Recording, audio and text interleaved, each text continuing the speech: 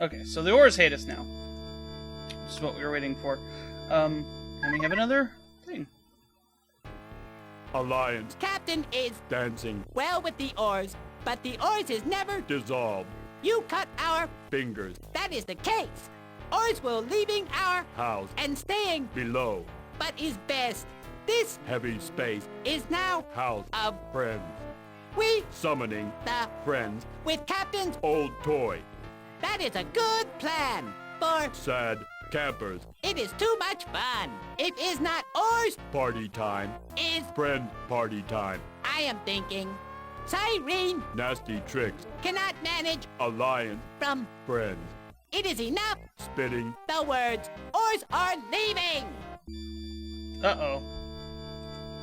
Let's get out of here before their friends show up. Whatever. It doesn't matter. Okay, so... the Ors just left the Alliance, and we need to get a bunch more of those friggin'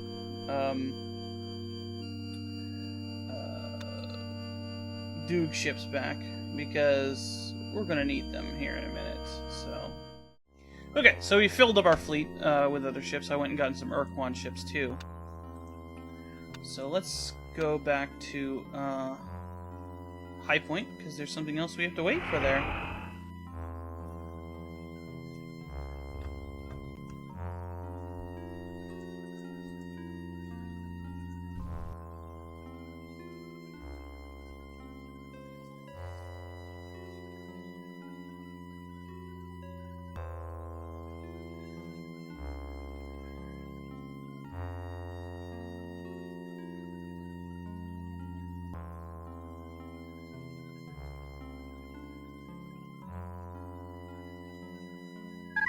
Here we go. I extend warmest greetings, Shining One. We stand together on the brink of darkness. Such darkness calls for illumination. Great. Our knowledge transcends reality perimeters, but this we can share with you. There are extra-dimensional beings that live beyond. Outside of true space, outside of quasi-space, they lurk out of sight. You know them as the Eternal Ones. They silently watch and wait for galaxies to develop sentient races in profusion. They then feast on the sentients in that galaxy. The manner of their feasting wounds time. The natural stresses and strains of the time-space continuum produces natural interdimensional fatigue, which sometimes results in quasi-space portals. But living beings can create unnatural interdimensional fatigue, which is the enemy of all living things, for it can collapse an entire star system in the twinkling of an eye. Don't they do that? Whatever. Living beings like you. Damn. For millennia, the many sentient races made extensive use of hyperspace travel. But hyperspace travel causes perturbations in the fabric of space and can eventually destabilize time. The Portal Spawner does much the same thing as the Eternal One's attack. It rips unnatural holes in space. You once needed the spawner to ensure the survival of the human race. But now it is best that you do not have it any longer. Your new warp bubble transport is far safer. Yeah. Well, you would not understand. We do what is best for you. Always remember that. Okay. I do not have much time. Please listen. To feed the Eternal Ones tear holes throughout time. They have done this often, and now the bindings that hold reality together begin to fail. The loss of hyperspace travel is the first result. The loss of stars is the next result. The quadrant itself might collapse. And the galaxy. Okay. But we already knew that. So... Oh, but something's happening.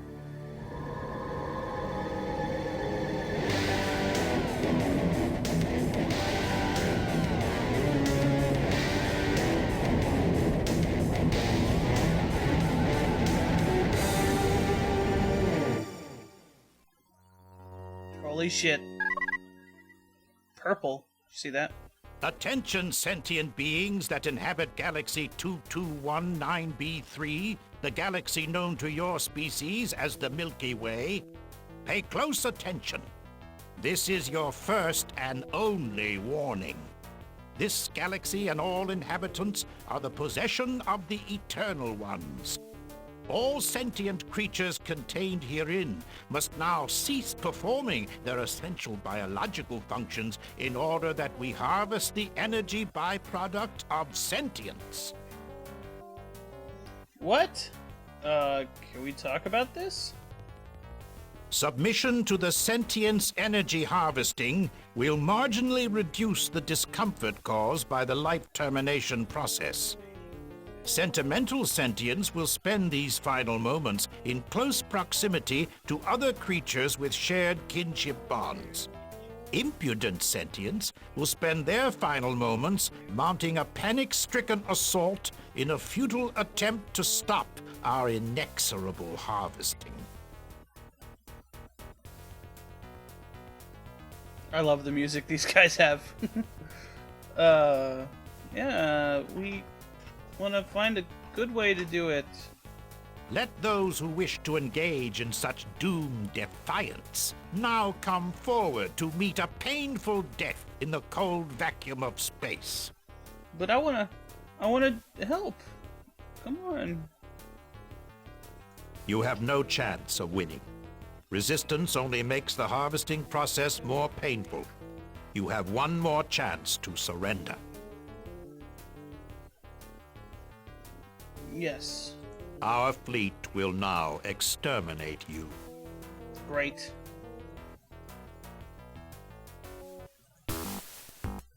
No. All right. Oh, I didn't upgrade them. Crap. Okay. Hopefully these are pretty good against them. I don't remember what these things are like actually.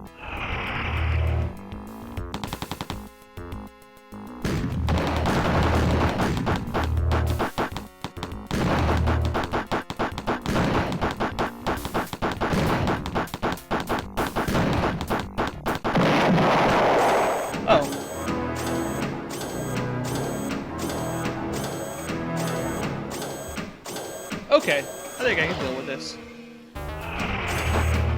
Unless that happens...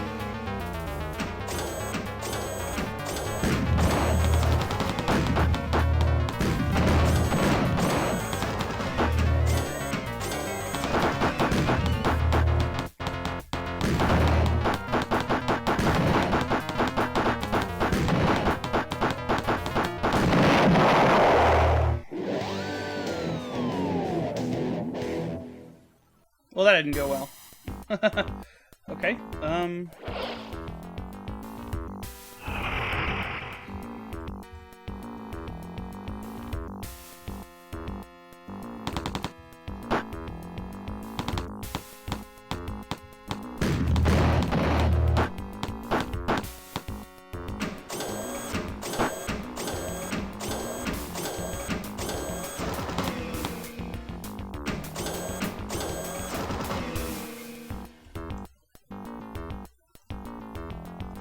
oh, I saw him.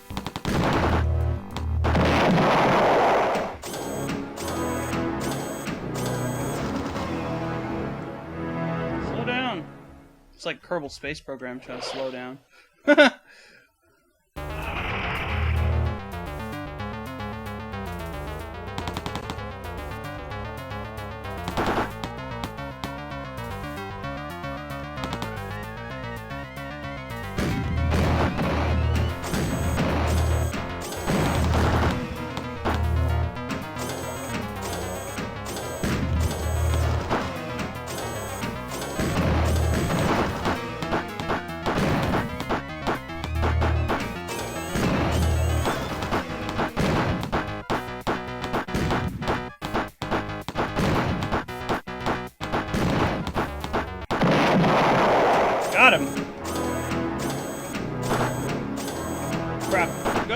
No! No! Damn it. I can hate this.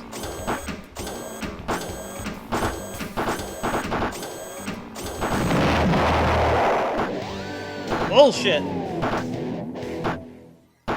Ha ha ha! Never mind, I love it.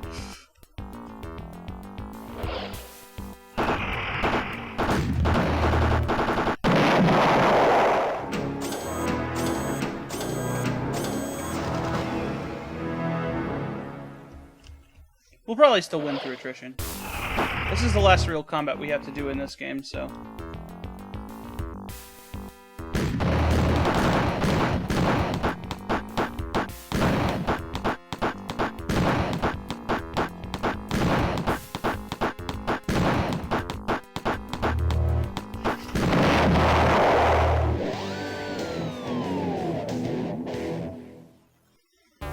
Let's try a different ship this time. Let's try an Urquan ship.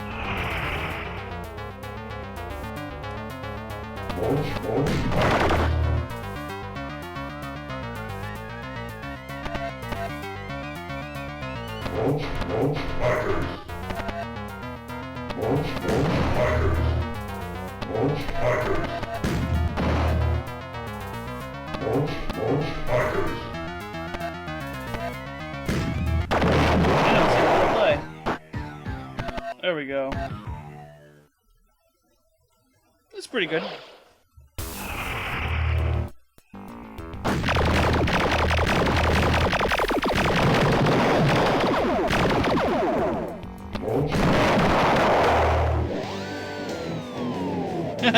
I knew I was gonna die, so I might as well launch a few fighters.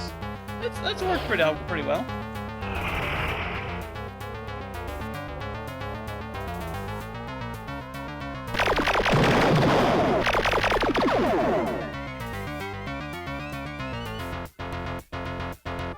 As you can tell, you can kind of see them. Yeah, fuck you, dude. And the Urquan are really good for just blowing something away.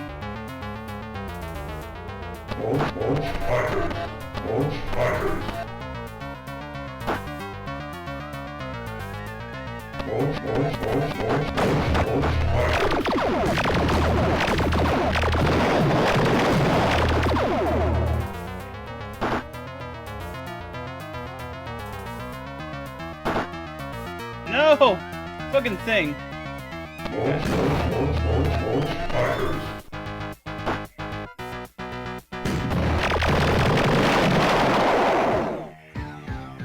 Gotcha.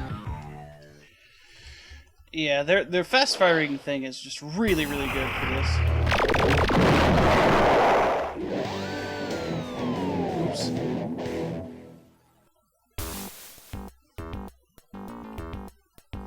Alright, let's try a shielded ship.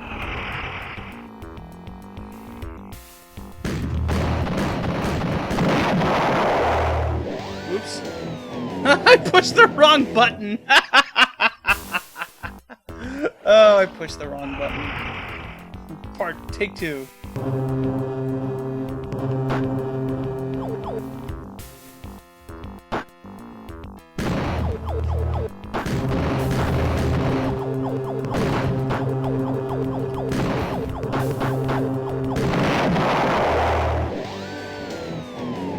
Well, that didn't work. So much for advanced ships, huh? Alright, that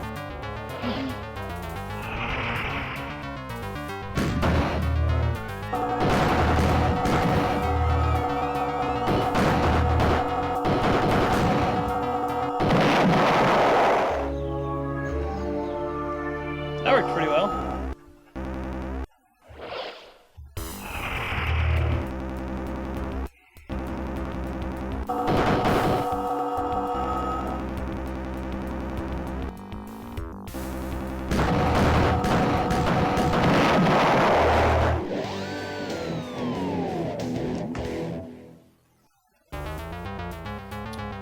Yeah, we've got this. We've got this. Let's go back to attrition style.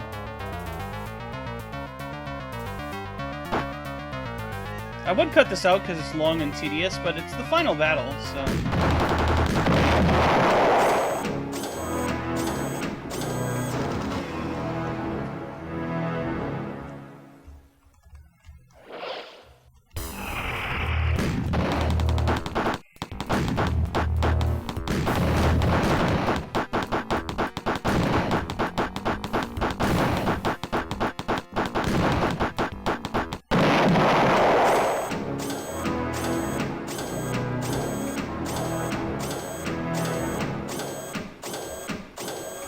No!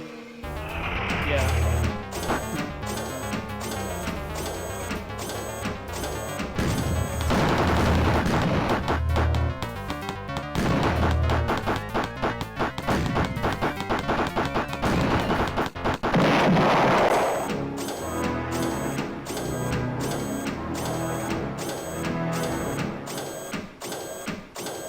The slightly isometric view of this makes it really quite difficult to aim sometimes.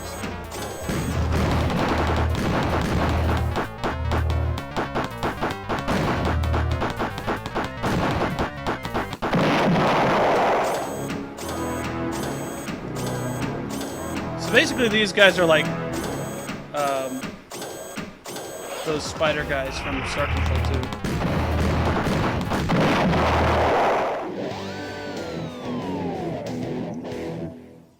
Well, that sucked. We totally got this, though.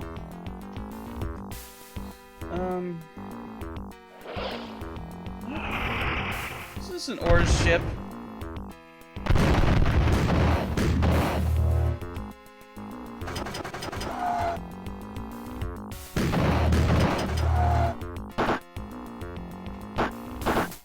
Yes, it is. It's crashing into the planet.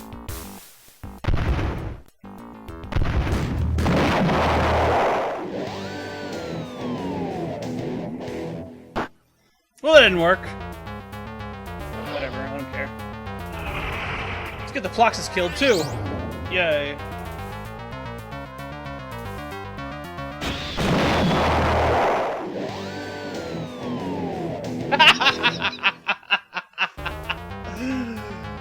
Yeah, ships with 4 crewmen, not very good.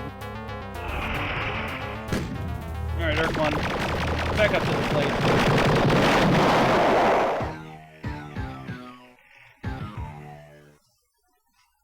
That's right. Urquan.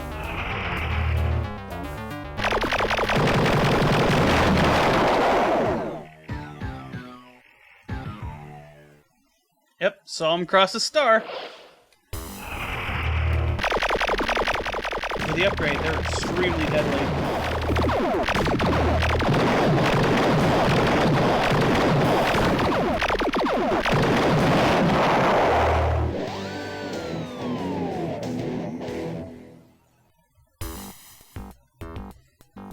If I had the ships they have, I wouldn't use anything else.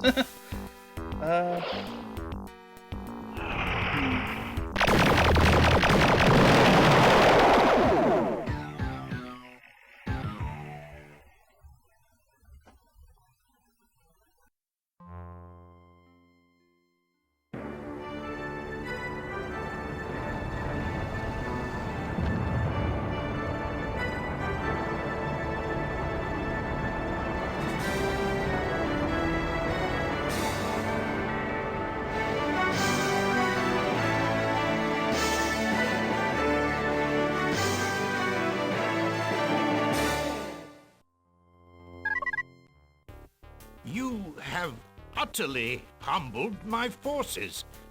I unconditionally surrender. What? In your face, Six Eyes! We kicked your posterior! Woo! Hey, aren't you sorry you messed with us? This is an unprecedented event. We have never been defeated. Hey, yeah, man. You think you have won a great victory, but you have won nothing. Yeah, we know.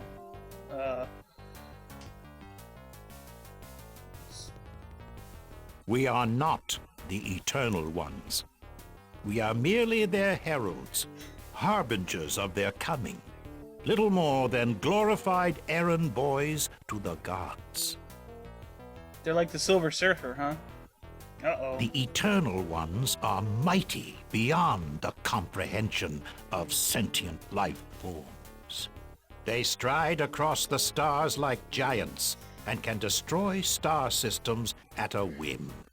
They were old when the precursors were young. An eternity ago, long before the appearance of the precursors, the Eternal Ones had physical forms and conventional sentience. They consumed other biological entities to sustain their life energies, just as you do. As they evolved, they transcended their physical bodies and mortal biological processes.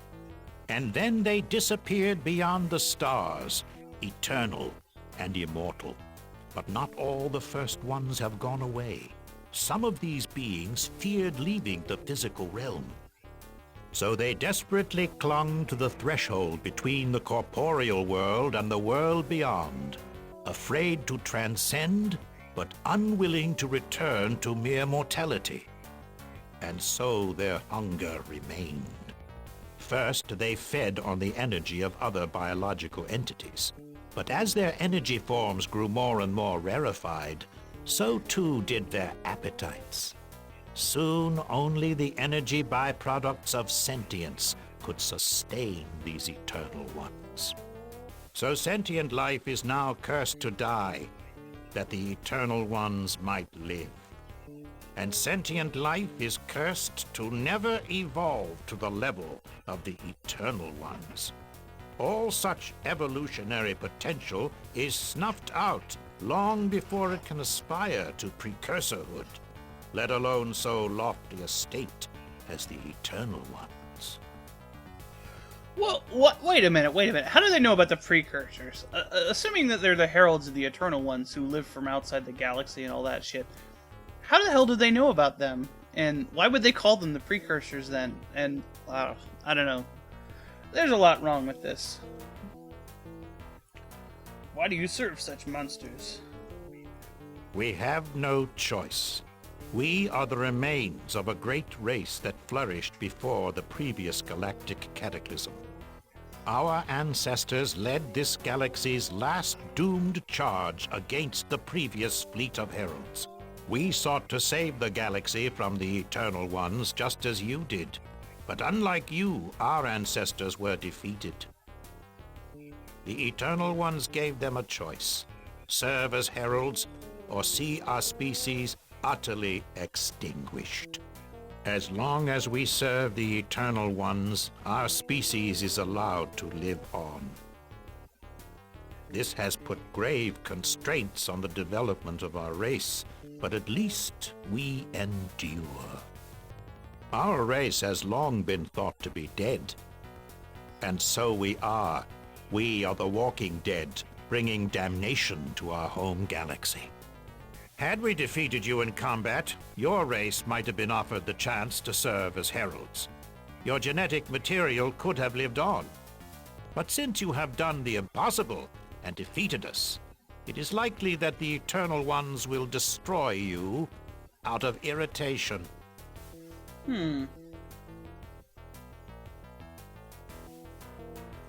So you say. When the sentient silo is full, the Eternal Ones will translate one infinitesimal portion of their immaterial essence to the galactic core. If the silo is not filled soon, the Eternal Ones will arrive to personally pacify the galaxy. They will open hundreds of thousands of hyperspace portals and channel all the sentience energy to the silo. What if we were like to destroy that? I don't know. They do explain why they were here. The Eternal Ones appear to be aware of the interstellar breakdown caused by their feeding method. Systems or quadrants inevitably break down. Occasionally, an entire galaxy is obliterated. The Eternal Ones don't like to go away hungry from a collapsed galaxy, but they see interstellar breakdown as an inevitable consequence. They expect to despoil some natural resources to maintain their way of life, There are more galaxies where this one came from. Although some Eternal Ones seem concerned with the loss of entire galaxies, most Eternal Ones see galaxies as a functionally limitless resource.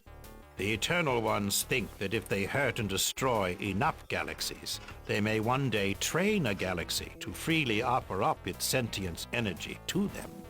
They see this punishment the way a sentient breeds wild herd beasts to meekly submit to the butcher's axe. Huh. I understand such determination, but what will you do to stop them? Yeah. I will cooperate with you. I will open all archives on Eternal One technology and records. Sweet.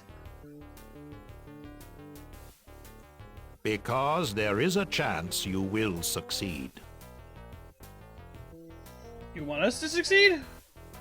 My race has sought the destruction of the Eternal Ones for millennia before my birth.